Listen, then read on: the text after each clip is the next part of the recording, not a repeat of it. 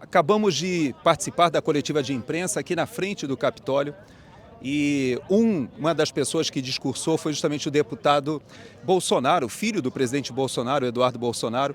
E eu queria fazer algumas perguntas para você, porque essa foi uma experiência sui generis. Eu creio que não há precedente na história dos Estados Unidos e nem na nossa própria história de uma comitiva de deputados vir ao Congresso americano para fazer esse tipo de denúncia.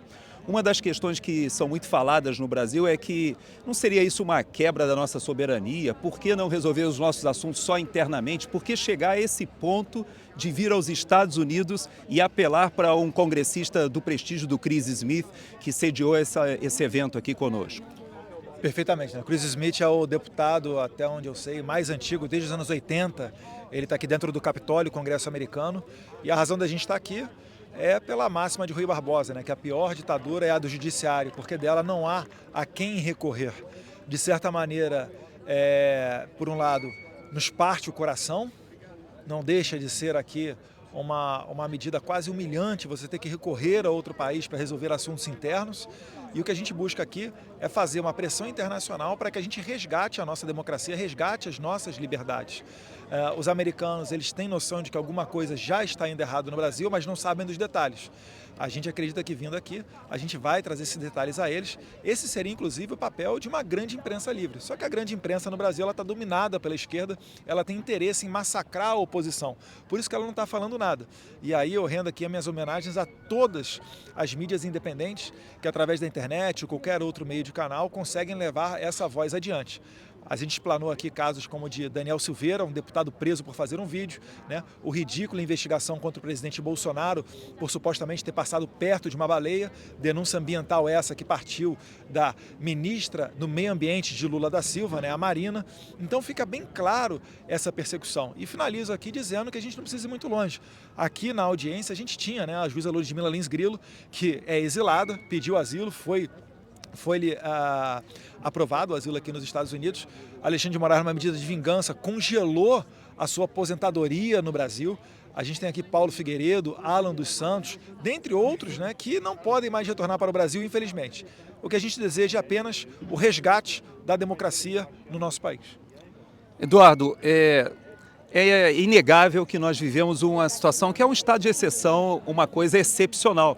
Inclusive, aquela frase da ministra Carmen Lúcia dizendo que ali seria algo excepcionalíssimo, na verdade acabou se tornando banal e se tornando rotina. Nós tivemos a notícia ontem de que as quatro pessoas que ficaram presas e mais o deputado estadual lá do Espírito Santo, que ficaram 1 ano presos por um problema interno do Espírito Santo, eles foram declarados como sem nenhum tipo de prova contra eles. Ou seja, 4 cidadãos, um vereador, um jornalista, um radialista e um pastor, e mais um deputado estadual, agora que também é candidato ali a prefeito em Vitória, todos foram envolvidos numa perseguição política do Estado do Espírito Santo que acabou migrando para o Supremo Tribunal Federal. Hoje nós temos inúmeros casos como esse. O que eu te pergunto é que será que com esse tipo de pressão internacional, finalmente o Congresso brasileiro poderá exercer o seu papel de mediador nesse problema que nós temos hoje de uma hipertrofia do Supremo Tribunal Federal? Eu sei que isso é um papel do Senado, mas também eu sei que esse tipo de articulação internacional, às vezes, é aquilo que faltava para que o nosso próprio Congresso exerça o seu papel. Qual é a sua visão sobre isso? Olha, eu não vejo o Congresso Nacional sendo um pivô nessa pacificação, porque já foi demonstrado que o STF tem boa parte do comando dentro do Congresso Nacional. Eu vi isso daí de perto, nos bastidores, quando por ocasião da manutenção da prisão covarde do Daniel Silveira. Os bastidores ali dando conta de que autoridades telefonaram para líderes partidários, obrigando eles a votar a favor da manutenção da prisão do Daniel Silveira. Isso não ocorreu na Assembleia Legislativa porque o STF não julga os deputados estaduais.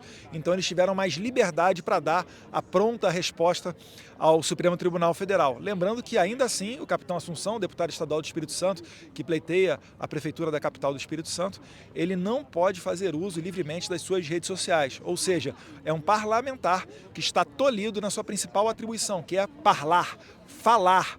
Então, o que está acontecendo com o Brasil é uma atrocidade. A gente tem na nossa Constituição, artigo 53, né, a garantia da imunidade parlamentar. E eu lembro que ainda em 2001, esse texto constitucional ele foi alterado para dar ainda mais segurança, foi inserida a palavra quaisquer nesse artigo, dando conta de que deputados e senadores são imunes civil e penalmente por quaisquer de suas opiniões, palavras e votos. Então, eu não vejo o Congresso Nacional, pelo menos essa atual composição, né, conseguindo dar um freio em Alexandre de Moraes. Você bem lembrou da questão do julgamento, onde a ministra Carmen Lúcia fala que um sistema excepcional, quase que ela fala, né, inconstitucional, seria vigente até as eleições para garantir a democracia, utilizando-se de meios não antidemocráticos. E qualquer um que estuda história sabe que isso sempre começa assim e sempre acaba numa ditadura, que é o que a gente está tendo agora. Porque um ditador, ele tem sede de poder. Ele nunca é uma pessoa que abre mão do poder por livre e espontânea vontade. É preciso uma força maior para obrigá-lo a fazê-lo. Quem sabe essa força não vem aqui de fora. Finalizando, lembrando que aqui nos Estados Unidos nós ainda teremos esse ano eleições e amanhã uma parte dessa delegação aqui, dessa comitiva de deputados, vai se encontrar com o presidente Donald Trump, onde nós entregaremos uma carta a ele expondo esses casos bizarros de atropelo da Constituição. Por tradição, os Estados Unidos sanciona, né, autoridades que não cumprem com o papel das liberdades ou, por vezes, que têm uma conexão com o crime. Vamos ver o que vai sair daí. Por último, eu queria, já que você tocou nessa questão dessa carta que vai ser entregue ao presidente Trump, me causou assim bastante impacto perceber que várias das pautas que nós trouxemos aqui são pautas sensíveis bipartidárias, ou seja, elas conseguem transcender até mesmo essa disputa que está acontecendo agora aqui, porque existem vários dos aspectos que estão ocorrendo no Brasil, seja em relação aos direitos humanos, seja em relação até mesmo ao narcotráfico, ao crescimento, né, da influência daquele grupo do Foro de São Paulo que se ligou ao narcotráfico na América do Sul e que isso tem reflexos até na imigração, no narcotráfico aqui dos Estados Unidos, ou seja, há vários pontos de conexão, seja a declaração do presidente Lula, que foi falado pelo deputado, pelo congressista Chris Smith, que eles sentiram aquela confusão que foi feita pelo presidente Lula ali, vinculando, né, aquela ação de Israel como se fosse algo similar ao Holocausto. Mas existem vários pontos que eu percebo que não são exclusivos dessa disputa republicanos e democratas. Você percebe isso também, que hoje o Estado do Brasil, ele deveria não estar sendo tratado como uma questão de política internacional do Partido Democrata, mas como uma política internacional dos interesses dos Estados Unidos como um todo, não dentro dessa disputa política, mas realmente os interesses do Brasil e dos Estados Unidos são convergentes com o resgate da democracia? Justamente. Inclusive tem uma matéria do Financial Times que dá conta de vincular a administração Biden a um apoio discreto para a eleição do Lula. Eles usam a palavra garantir a democracia, mas no final das contas foi isso daí que ocorreu. E vários outros artigos da imprensa livre ao redor do mundo também dão conta de dizer isso. E o próprio Biden fala que ele é amigo do Lula. E o Lula, como você bem lembrou, né, com laços próximos do Hamas, que o felicitou quando ele assumiu a presidência, o felicitou quando ele comparou a legítima defesa de Israel com as atrocidades terroristas do Hamas, que degolou bebês, colocou bebês em forno, tirou bebês de dentro da barriga de mãe grávida e vários outros tipos de atrocidades.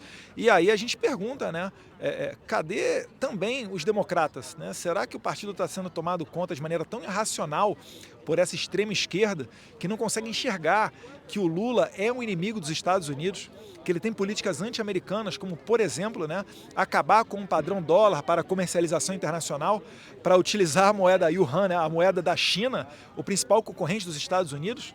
Onde é que a gente vai parar com tudo isso? Eu realmente me pergunto qual é a política internacional do Biden, qual é a visão estratégica dele para o Brasil. Quando ele diz que o Lula é amigo dele, ele recebe navios de guerra iranianos sancionados pelos Estados Unidos, né, quando ele quer acabar com o padrão do dólar, dentre outras medidas. Então, eu creio que aqui o que eu estou sentindo é que, em que pese, por vezes, a primeira emenda, que é a pauta da liberdade de expressão, ela ser suprapartidária, ao menos no caso do Brasil ainda está faltando um pouco essa maturidade, porque eu ainda não vi, né, nenhum democrata nos abrir a porta ou falar abertamente que está contra tudo isso que está acontecendo no Brasil. Obrigado, Eduardo. Eu que agradeço. Eu agradeço muito a sua presença e principalmente a sua capacidade de transmitir ao povo americano em inglês durante essa coletiva de imprensa. Era muito importante a presença de vocês aqui. Muito obrigado. Eu que agradeço. Obrigado. Bom trabalho. Viva a imprensa livre. Isso aí.